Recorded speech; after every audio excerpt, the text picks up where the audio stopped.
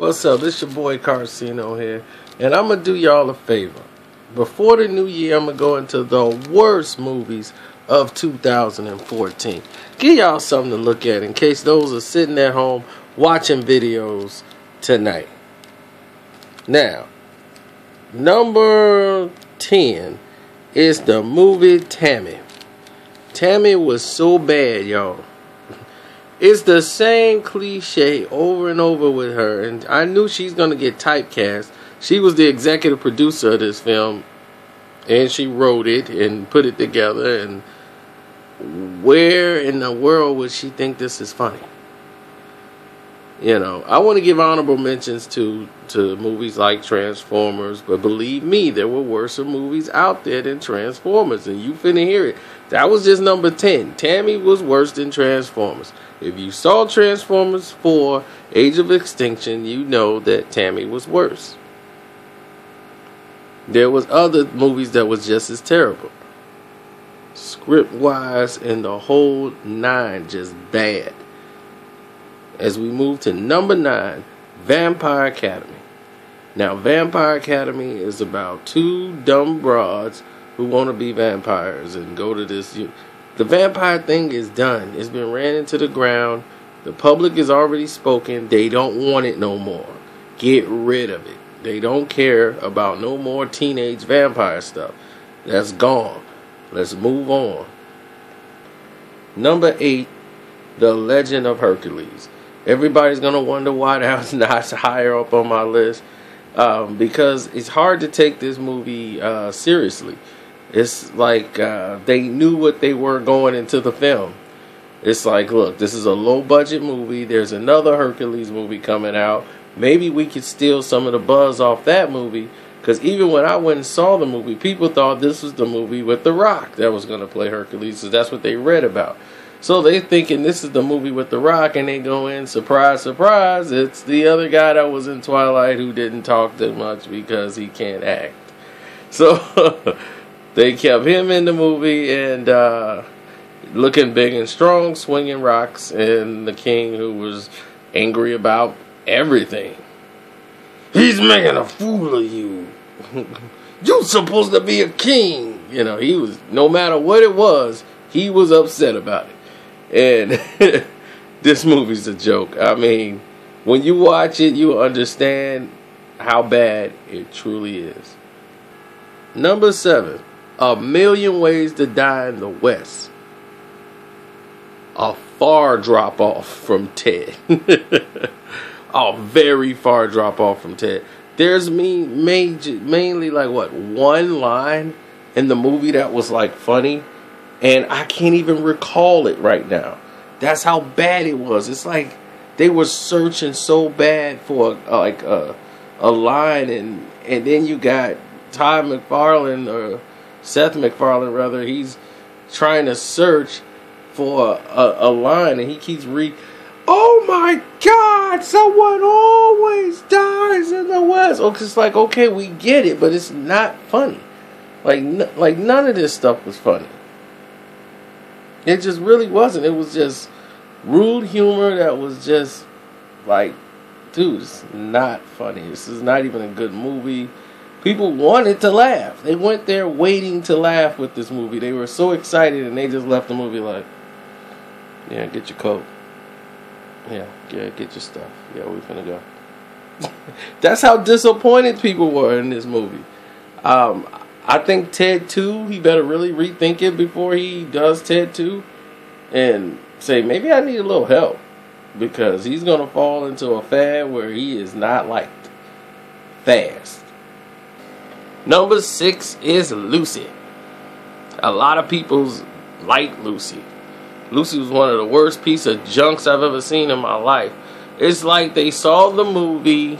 Well, I think I did a review on it. But it's like they saw the movie Limitless and said, what if we gave her superpowers with it? And who can we do? Women are in the fold this year, and it's all about woman power. So let's get the hottest woman in America, Scarlett Johansson, according to Hollywood. So They get Scarlett Johansson to play this girl who takes this powder that gives her superpower and makes her fall on the walls and crawl up walls as soon as it enters your system. And, you know, I have no idea. It's just so stupid. Then the smarter she gets, the dumber the movie gets, and it makes zero sense in the end. So, yeah, Lucy is 6. Number 5, Annabelle. Annabelle had potential when it started. I liked the way the story was going. It got really stupid once it started focusing in on the doll. And then that's when the actors that they paid for like $5.50, whatever's the SAG minimal for an actor, I think they got the below that. They might can file grievance or something, but then they should just pay the money back because they were horrific. The husband was not believable. Nothing was really believable in this. The first 30 minutes, it felt like, okay, this could be a pretty good horror movie, but no. Once they moved into the new place, once they met the new neighbors, they was in that little high-rise apartment building, it felt like Poltergeist 3. It was just bad, terrible, made no sense. They didn't even know how to end the movie. It just pointless. Whoever written this script just said, we're too busy writing other movies. We got 2 movies to finish up, but we got a deadline right here. We got to do Annabelle. So let's make this movie, use that money, budget that, and we'll get The Conjuring 2 done. Then we can finish the movies that we really get putting time into. Please put time in those movies because you're going to ruin yourself putting out garbage like this. Number 4 is Left Behind. A lot of people's number 1, and could easily have been my number 1 if it wasn't for these other movies that came out where it was just as bad. Nicolas Cage plays this movie. Now this is a remake of a what's his name? Kirk Cameron, the guy from what was that? Growing Pains. You know, so he was Mike Seaver, and because he went completely all Christian. And he had the movie Left Behind that he did. This is a remake of that with Nicolas Cage. So this lets you know this went left really fast. Left Behind is what this movie should have been. And it basically was Left Behind. It probably made $5 at the movie theater. And they still should pay that back to people. Left Behind was terrible. I mean, when I'm watching it, I went in not knowing a lot about the movie. And I'm sitting there thinking like, okay, Cage is on a plane. It's going to be some terrorist action. So I had no idea when I went into the theater what this was going to be about. I go in there and I see people disappearing. I'm like, what is going on? But this acting and the messages that are going in here are too Christian-y. And then the acting's terrible. So you know it's a all Christian movie. So I said, okay, the acting's terrible. They got great actors, and then they surrounded them with terrible actors who have never acted a day in their life, and they're passing on the Christian message. And I'm like, why don't they just hire all good actors and have them pass the Christian message? Might go a little bit better, and try to get one of the sinners to write a Christian, write a Christian script. So I don't understand why the Christian movie has to suck just because it's a Christian movie. My goodness, Nicolas Cage couldn't even act his way around this. He's trying to save it, but it's like the plane is going down for real because this movie went left. He's stuck on the plane. People disappeared. Like most of the pilots have all went to heaven. Like that's going to happen. But if you got a cross in your hand, basically you went to heaven, and everybody else got left behind. So they got to figure out why they left behind, and then when the movie ends, nobody finds out. There's no solution. There's no nothing. So, I mean, the movie's garbage. I don't even know why I'm giving it this much time. Let's move on. Number 3, Devil's Due. Now, this is a movie I saw when it came to cable. I refused to waste my money to go see some garbage that looked like garbage on the trailer. Now, this movie could easily be number 1. Because it is completely garbage. All these third parties, we're going to film all this stuff and on the camcorder and all this. These movies don't work. They don't work. They're terrible. That age has been done in the 90s. The end of the 90s, okay? They scam people with that. It's over. Found footage garbage. Let's get rid of it. Let's move on. There's better films to make. She's supposed to be bringing the devils, the Antichrist into the world, and they did some voodoo thing to her, and now she's pregnant with the Antichrist's baby. It's just so stupid. And moving on to number 2 on the list. Sorry about that. Number 2 on the list is another one of those like January type movies. Well, we have Ouija.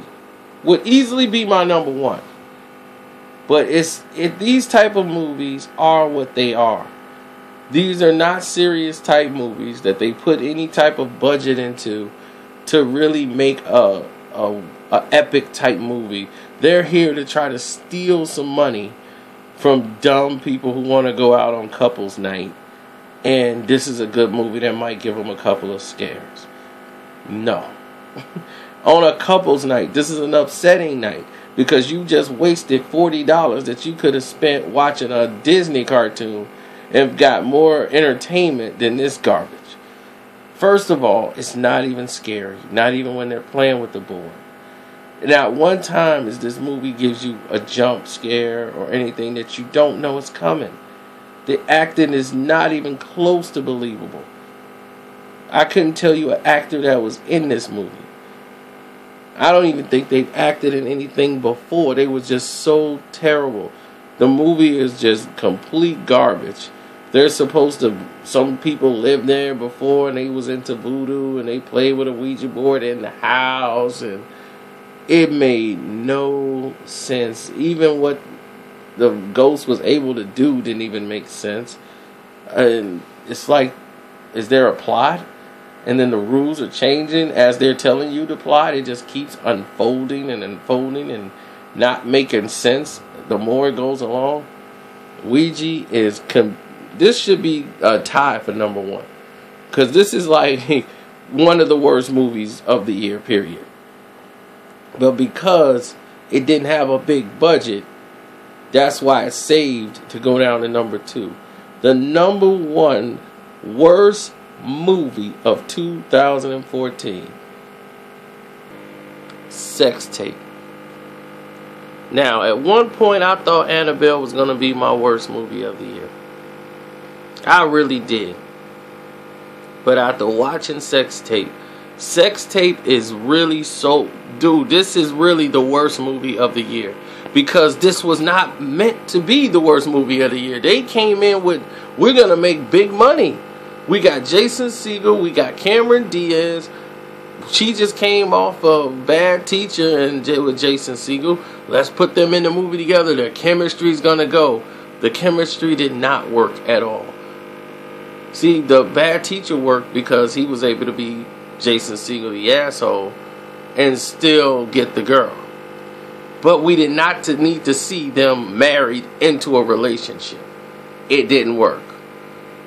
The script didn't work. There was no funny lines. Everyone tried to force ridiculous comedy in there. And then, you know, they pause in the movie like to give the audience time to laugh. No one was laughing. That's how bad it was. It's like what they thought was funny, and then it's like the joke is running on and on and on. It's like, dude, no one laughed the first time. Where did they test screen this movie? That's how bad it is. And then it just keeps getting worse and worse. All this product placement with iPhones, the cloud, the internet. There's even porn companies involved. They are getting worse and worse, going down. As more as the movie developed, the worse and stupider it became. It is easily, in my opinion, because of the budget they spent. Sex Tape is the worst movie of 2014. And I'm glad it didn't make any money. It didn't rip people off because people, I guess, was smart enough. But they had like buyer's remorse. They weren't going to come in there and see Sex Tape. It's kind of hard walking out of the movie saying, what did you see? Oh, you went to see the movie where they made the sex tape? Yeah. People don't want to be seen walking out a sex tape. It's the same thing that happened with